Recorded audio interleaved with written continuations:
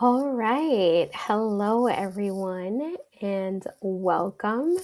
If you are here working in healthcare currently, welcome.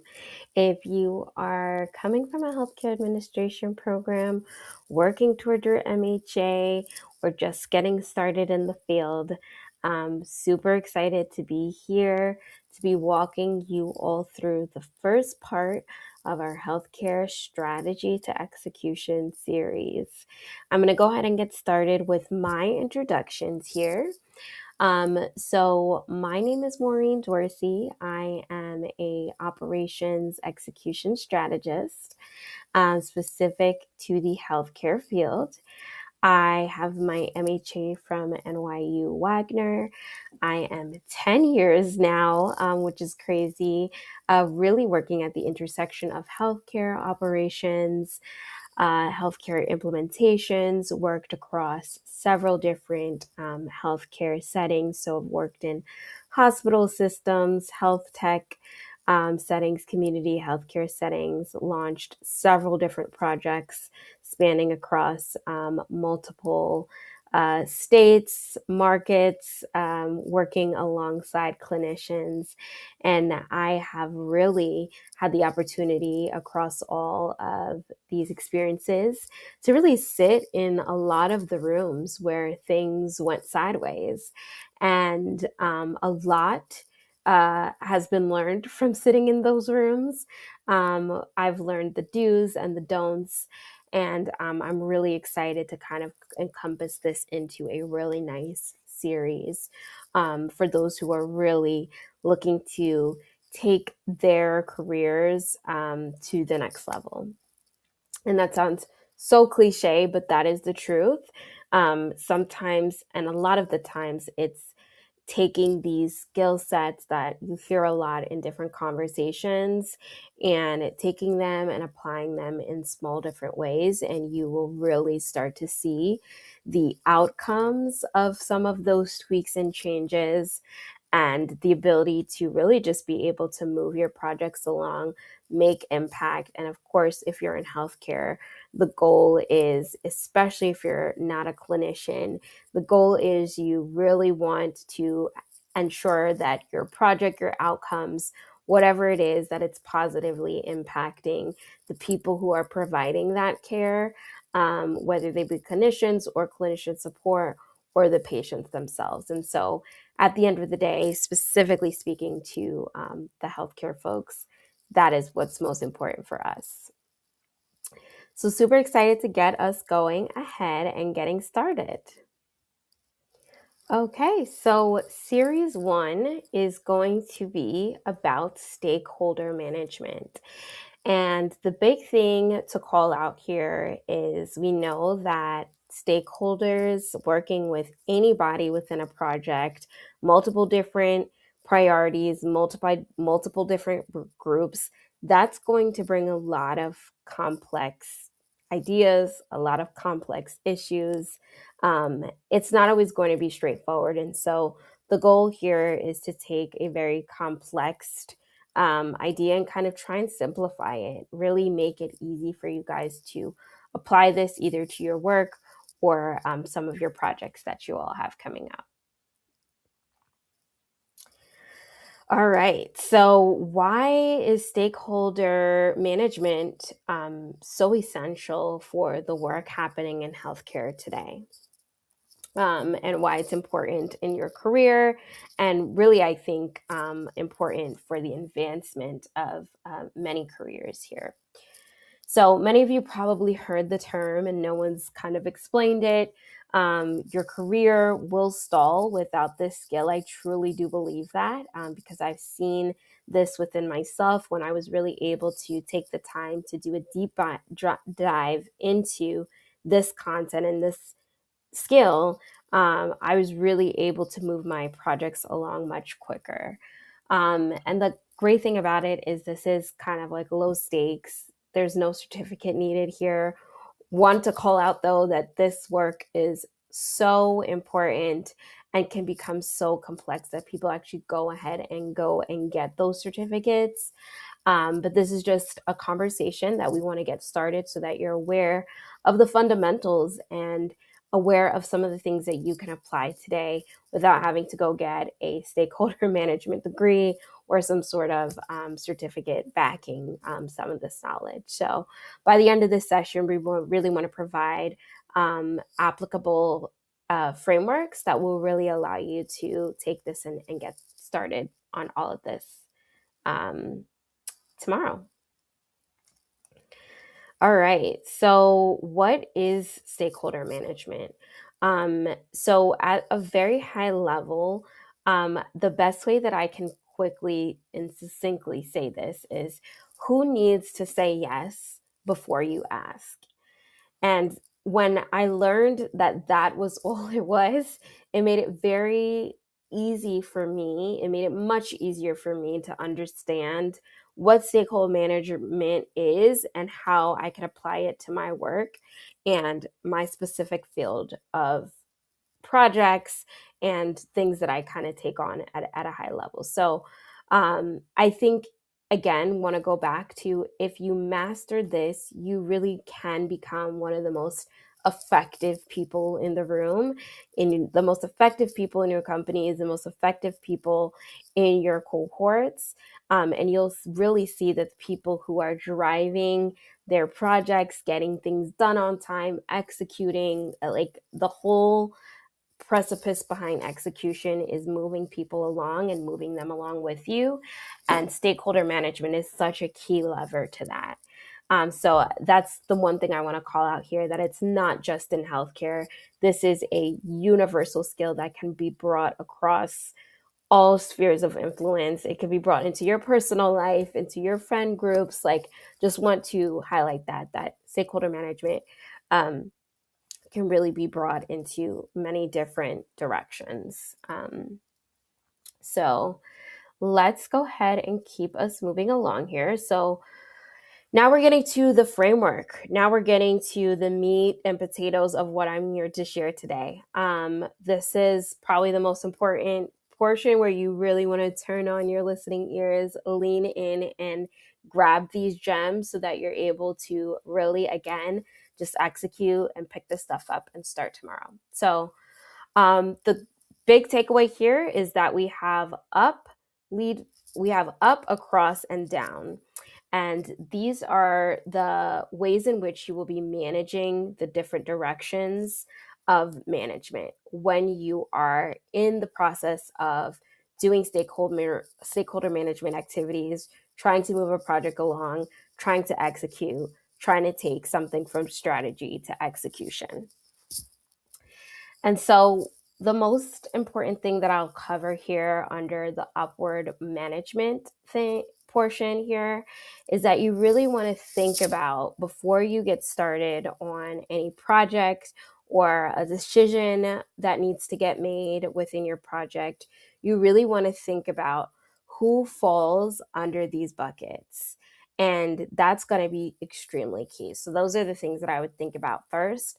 You can literally write this down as like, who is above me that needs to be aware of this project, of this decision, of this meeting that I'm going to run, of this timeline that I'm going to introduce. Who is above me in the leadership that needs to be aware of this resource or this decision that I'm going to make? The other thing to call out here is like building really strong relationships with those authorities and those who are in leadership to ensure that they understand your thinking behind this project or this action that you're trying to take within your project management skill. That is going to be extremely key in really addressing and excelling in any upward management meetings and or projects that you're trying to gain support for. The other thing is lateral management. I think this is the one that's really forgotten the most. It's really important that you look to your side. Who are your peers? Who is going to be collaborating on this project? Maybe you're going to have a project contributor. Whoever is going to be needed to execute this project alongside you, meaning they're going to be arm in arm, elbow to elbow, collecting data, running meetings. You really do need to make sure that they are aligned with you on this project or this decision or whatever you guys are trying to do together. And then the other thing is downward management. You want to try and build support and guidance specifically in the downward management portion of this framework here, because these are the people who are actually going to be executing the work. These are likely the people who are going to be receiving that change. These are likely going to be the people who are experiencing that timeline. They're going to be the end users, or the best way I get to, how is your project, who is your project going to most impact? How is that going to impact their day? Those are the type of people that fall under downward management. And this is going to be key too, because you need to make sure that you have somebody who could speak to that work. I like to say, like, when I'm getting into a project and I know that there's going to be a change management effort that is really going to impact a specific team's workflows, I need someone as close as possible as I could possibly get to the work that's actually happening on the ground.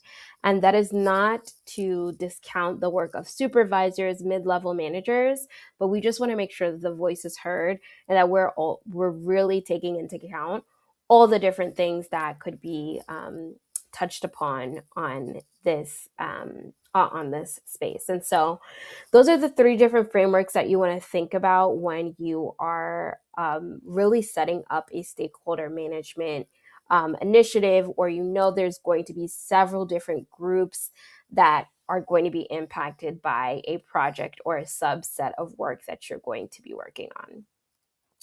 So these are just very easy ways. And again, we wanted to keep it extremely simple. Think up, across, and down. Bucket those groups of folks who on your project team, in your sphere of influence, in your field. Where do they fall within each category? And then from there, start kicking up your meetings, start setting up those one-on-ones, and start talking with these different groups. The next thing that I'll call out here is the real skill. So the framework is up, across, and down, and here's what you actually do with that.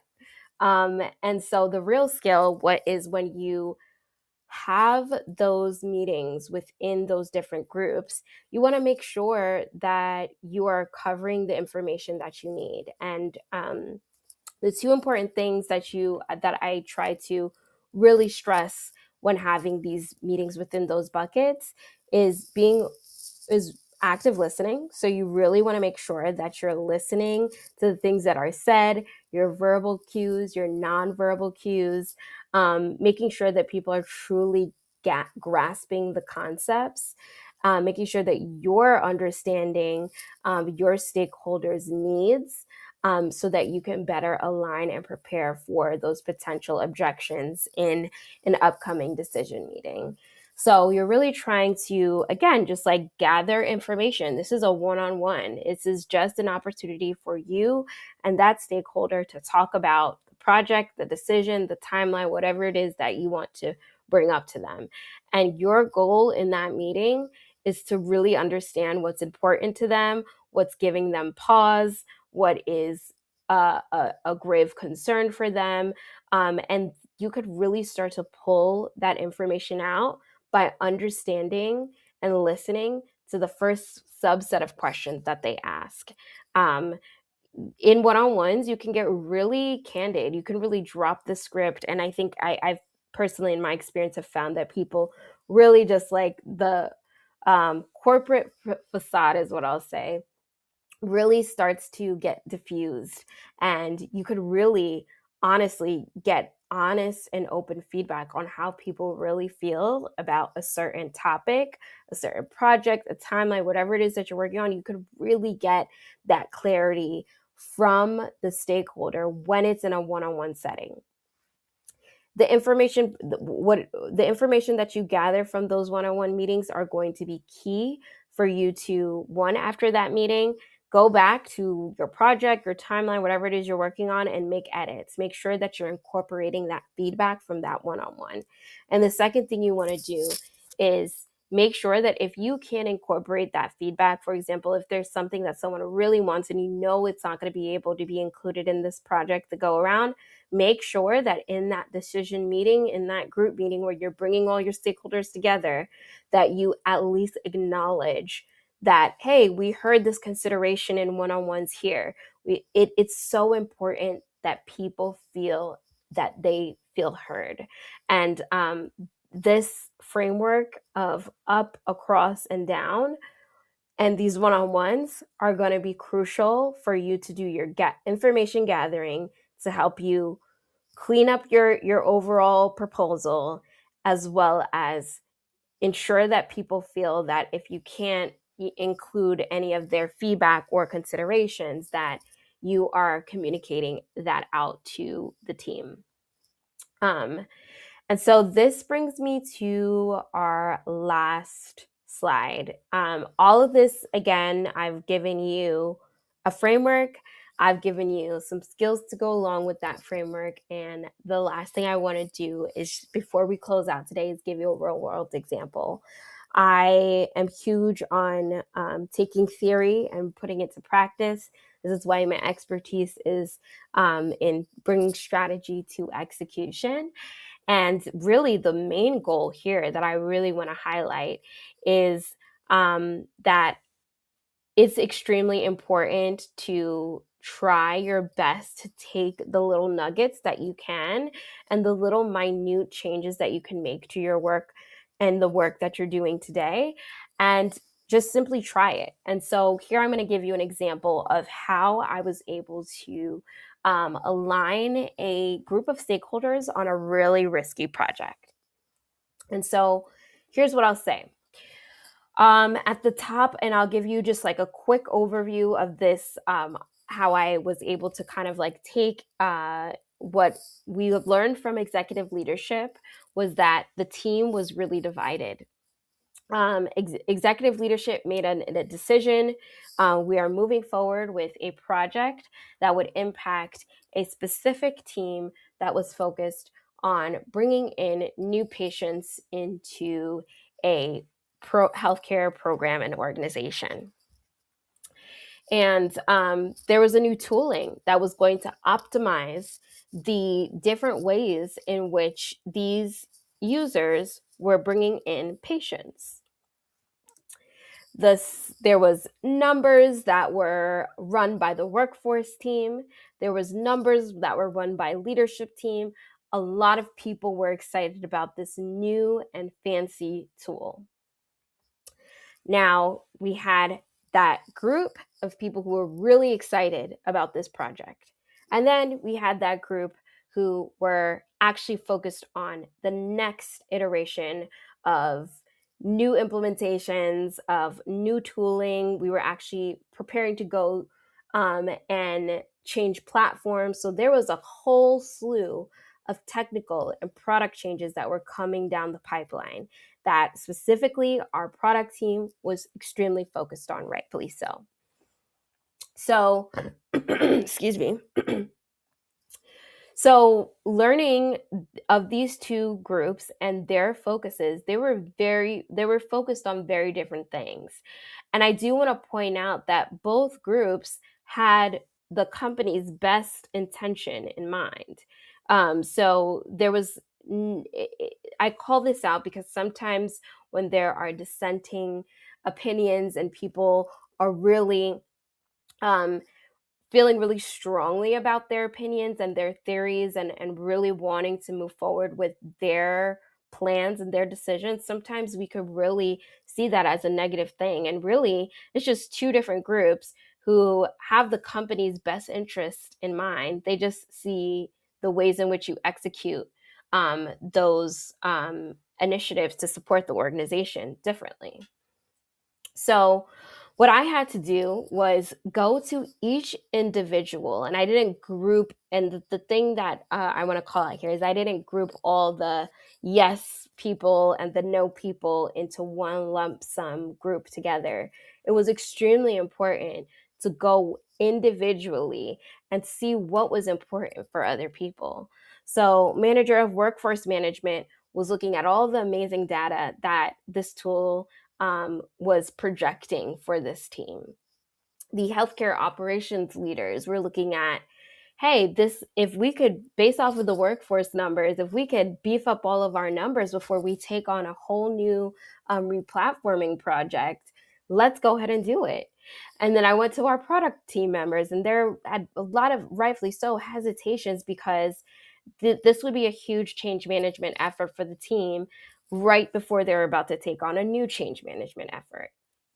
And so the thing that you really want to, the thing that I really wanted to call out with this example is that I was able to bucket some of the yeses in that upward management group. Some of the yeses were actually in the lateral group. Some of the nos were actually in our downward management group. Some of our, and that varied across all of the different responses to this project.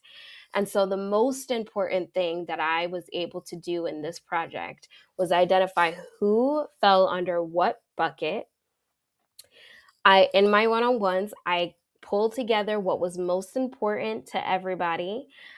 With those one-on-ones, I was able to really understand and learn what was feasible for this team. So I pulled together a project plan. I ran that project plan by all those different stakeholder groups, got feedback, updated things, and where I saw there was capability, where I saw where there was friction and we didn't have enough time essentially to incorporate all of the feedback into this one timeline. I made a specific section of things that we're considering, things that we know are open risk, that we are going to, as a group, decide we are going to move forward because of these risks. We're going to move forward with knowing that these risks exist, or we're going to actually push back our project plan or pause our efforts on this go live. And so again, I used those buckets, and then I used the real skills that I shared with you: active listening, pulling together the feedback, really understanding what is important for those stakeholders. And I was able to pull that team together. We held what I called a decision point meeting, and we were really able to get everybody aligned, from some people saying yes, some people saying maybe, some people saying no, to everybody collectively saying, I feel heard. I feel as though, even though I feel like we're moving forward with this project and I still feel like there are risks, I at least know that we surface those risks. And I know that everybody's aware of those risks that we have to continue to monitor. So again, it's not a perfect, we solved the problem, we got everybody to feel confident and excited about this project. Some people still felt hesitant, but they felt comfortable in knowing that we as a team understand the risks at hand and that we're willing to move forward. And so that's just one real world example of how I was able to really carry that group from a lot of people having a lot of different decisions to really executing and getting those decisions done and made. All right, so this is a great slide that I want to cover here, and I'll quickly cover them because I want to make sure that we have enough time for questions and we have enough time for feedback. So what are some common missteps in stakeholder management? I think the number one thing that I see is building relationships late. So this is really important because there is a lot of relationship building that I did way before I even touched that project example that I was talking to you about in that last slide. And I find that waiting until you need something from someone to set up a one-on-one can often be really difficult. And so I highly recommend, as an employee and in any project, that it's super helpful to just have one-on-ones on a docket. Even if you're not actively working with somebody on a project, there's probably going to be a time when you need them. I highly recommend that you just start to set up those catch up sessions, those free time one-on-ones, just to like chat about different things, different projects that you're working on, because eventually there's going to be a time that you probably need to communicate with this person about something that you need. And if you don't have that standing relationship, it can kind of really make the process a lot harder than it needs to be. Relationship building also helps you to understand what is most important. So, going into a lot of those one on ones, I already had a sense of what was going to be most important to those different stakeholders. Product has the stakeholders from product. I've been working with them for some time, so I knew where their focus was going to be. I knew to how to kind of navigate those particular conversations. The other thing is another major call out and misstep that I see with stakeholder management projects and initiatives is communication versus alignment. A lot of people might confuse simply communicating updates with achieving alignment. And I think that's something that can really, it could get, the lines could get really blurred here. If you need a decision from an entire group of people, that is probably not the time to do an async communication. You definitely want to host those types of meetings in person. If you're virtual, you get everybody in one room. If you really can't get people in one room, you provide a pre-read and a date for people to provide you with the exact decision that you need. But that does not exclude you from having those one-on-ones. So it's extremely important to make sure that we are not conflating providing somebody an update with some of the projects that you've been working on with actual alignment on those projects.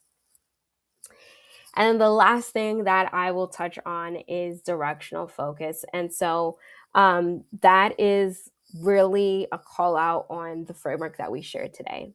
A lot of times people might only do their cross-functional, collaborative team members, the people that they're working on the project with. They might only include them, and they might only include the people that it impacts, but they forget to include leadership. I see a lot. You would think that sometimes people always include the people that the work impacts. That oftentimes does not happen. I've seen it happen so many times, especially in healthcare. So yeah, it's extremely important to at least have the voice of the people who are going to be receiving a project, receiving a timeline, having their work or workflows impacted. Their voice needs to be heard throughout this process. And so the directional focus here is really making sure that you bucket out who is your up, who are you managing up, who are you managing across, and who are you managing down to, and really, really encompassing those communication across the board. So that is the common missteps that I see. And I know we are just at time, and I'm super happy that we were able to make it and get through all the content for today. So I'm going to close out with this before we open up for questions. But if you're surprised by resistance in a meeting, the stakeholder work didn't happen early enough. And I was hesitant when I was putting these slides together. I was really hesitant on this particular quote from just something that I've come up with, is because it kind of felt like it was landing on something that was negative.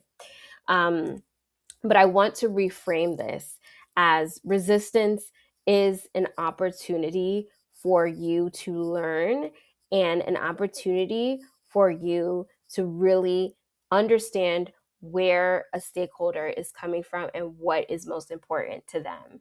And so the call out here is like, you can't control everything. At the end of the day, you're dealing with, in project management, in healthcare, in any sphere of work, you're dealing with human beings. And so you are, the thing I want to drive here at the end of the day is you want to really be able to control as much as you possibly can. And so the goal with stakeholder management is get to every single stakeholder that you possibly can on a one-on-one basis, so that you minimize the opportunity for surprise. But getting surprises with hosting a meeting and hearing resistance about a certain project that you're leading or a decision that you're trying to get to, that's not a bad thing. And so that's what leads me to part two of our series, which is going to really cover when you do get those surprises, when you join those meetings and you are surprised. Let's say, again, somebody changed their mind, you were in a one-on-one and they changed their mind and you are surprised by that. We're going to cover those different scenarios and walk through those different opportunities. But the goal with this session today is to really allow people to think through, as they're starting their projects, as they're kicking off new initiatives, to really make sure and think about stakeholder management. Think about how you're going to manage up, how you're going to manage across, and how you're going to manage down. Think about the questions you're in your preparation for those one-on-one meetings. Think about the questions that you want to ask so you can get really curious about resistance. Do all that you can as a project lead, as an execution leader. Do all that you can in your control with the time that you have, of course. Do all that you can in your control to try to understand all your different stakeholders, their concerns, their top priorities, their stance on a certain issue. Get that information ready and available and ready for you to utilize that information to better a proposal, to make the proposal more nuanced, to ensure that others in the group really feel that you heard them. And that's what really, again, from my perspective, it really sets certain project leaders, it sets certain leaders apart when they are able to really hone this skill and get really good at this. And so you'll see these two post-its here tomorrow, this week, because I'm a huge proponent in when you are taking any skill-based soft skill training, anything that's like 10 ways to do this, 5 ways to do that, any self-improvement like video or seminar or a meeting like we're doing today, I'm a huge proponent in set up something that you're going to do tomorrow, set up something that you're going to take from this meeting that you're going to try next week. Reason being is because I feel like in this age of so much information, so many gurus, so many people who are an expert in their field, some people not, but some people who are getting on the internet and kind of sharing their information, it's so easy to get information overload. It's so easy to just take in information and say, I'll get to that later. So we want to combat inaction with action. And the best way to do that is to take some time right after this session today, after we take some questions, to just quickly jot down what is something from this training, from this seminar today, that I can do tomorrow to improve my projects, to improve my work. And then what could I start next week? So that helps you to think about immediate things you can do, things in the short term, and then some long-term things that you can do. But again, the goal is we want to make this actionable. We want to make sure that this is helpful for you to bring to your careers and your jobs today. And so with that being said, I want to thank everybody for listening in on this topic. And I think I'm going to go ahead and pass it off to Kelly, who is going to facilitate the questions. But again, thank you everyone for listening in. Let's go ahead and pass it off to Kelly, and I'm excited to start taking some questions.